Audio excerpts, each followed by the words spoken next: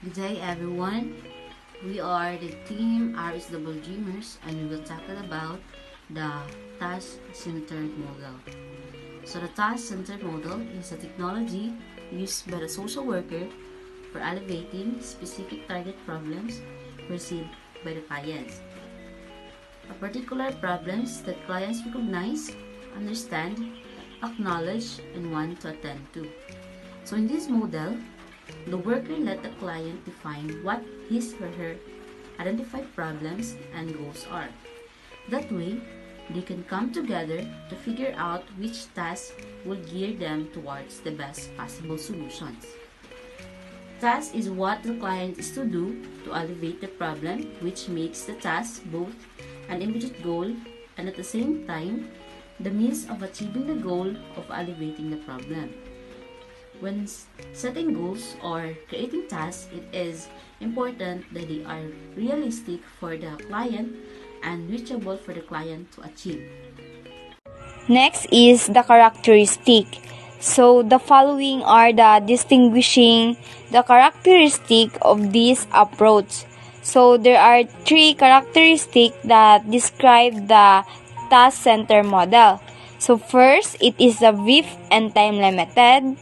Second, it is intervention are concentrated on elevating specific problem which the client and practitioner expressly contract to work on. Bali, nakatuon dyan siya sa elevating sa problem. And then, third is work on the client problem is naka-organize around sa task or problem-solving action the client agrees to carry out.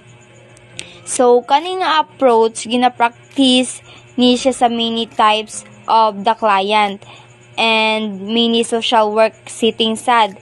So, short, ang task-centered model kay bali naga-focus jud siya sa actionable solution to specific problem. Next is the target. It means iyahang gina-target ani kay katong mga people nga naay mga problem in the area of family and interpersonal relations, social role performance, affecting social transition, securing resources, and sa emotional distress reactive to situation factor. Even if ang client target problem is primary consideration, the explicit willingness of the practitioner is to focus upon that define the problem is necessary. If in the practitioner judgment, the client selected target problem is wrong or work on it is not feasible. So the expectation is for the practitioner to advise the client and help the latter to consider other opinion.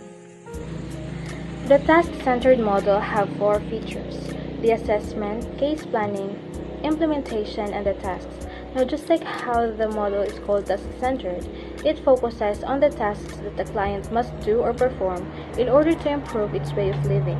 Now, in order for the client to know what tasks must be done, the worker must first make an assessment of the client.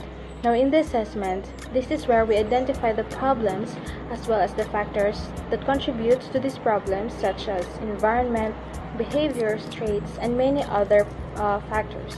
Now, after making an assessment, the worker will then start to plan and strategize.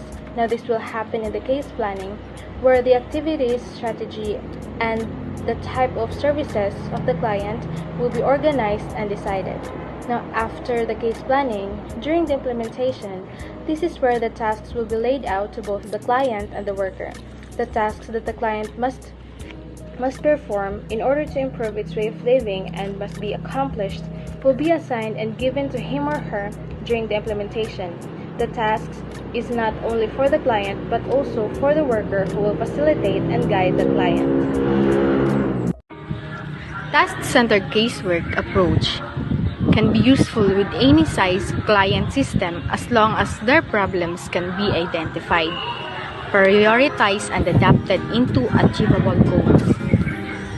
Task-centered does not stress client strengths, although building upon the client's resources and skills is an important dimension of the intervention plan. The task-centered model with groups is also used in work with small groups including families. The problems dealt within the task-oriented one-to-one mode of helping are also dealt within the task-centered group work. There are techniques, methods, or tools used in task-centered model. Steps include, first, preliminary interview, to clarify and explore the problem of the client and to determine if he or she can help to do tasks in the group process. For example, out-of-school youth. As a worker, you need to interview them first to know if they belong to out-of-school youth. You can't join a person that have been abused or raped because it is a different topic or a case, and not appropriate to join them in the group that most of the members is out-of-school youth.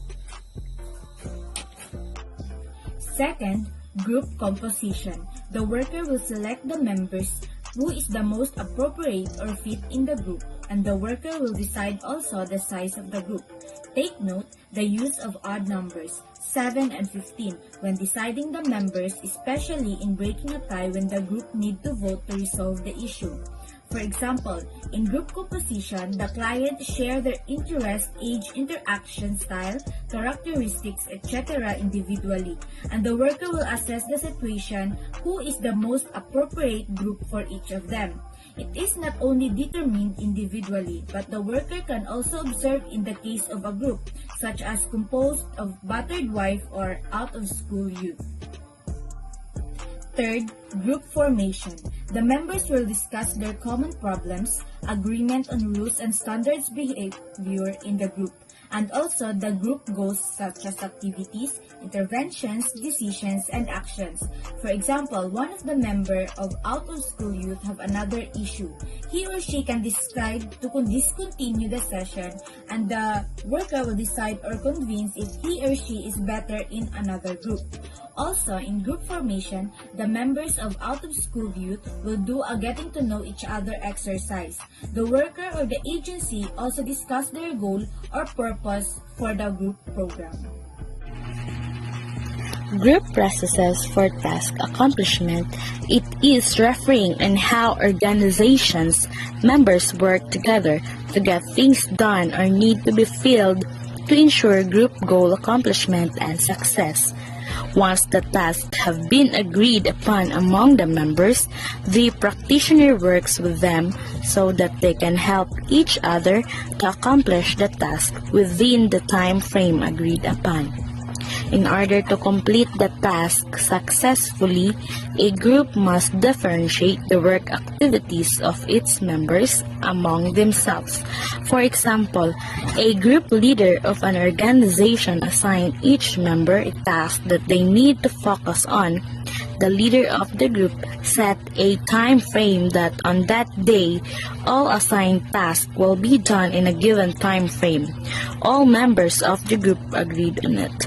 The outcome of the task is accomplished and the goal of the group is met and successful.